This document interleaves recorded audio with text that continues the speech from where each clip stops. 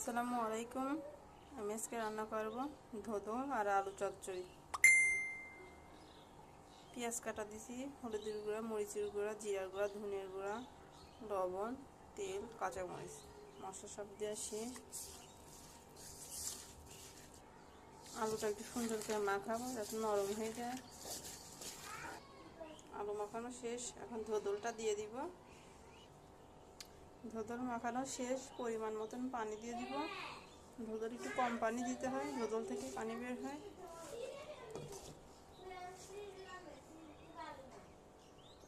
চচ্চড়িটা রান্না প্রায় শেষ।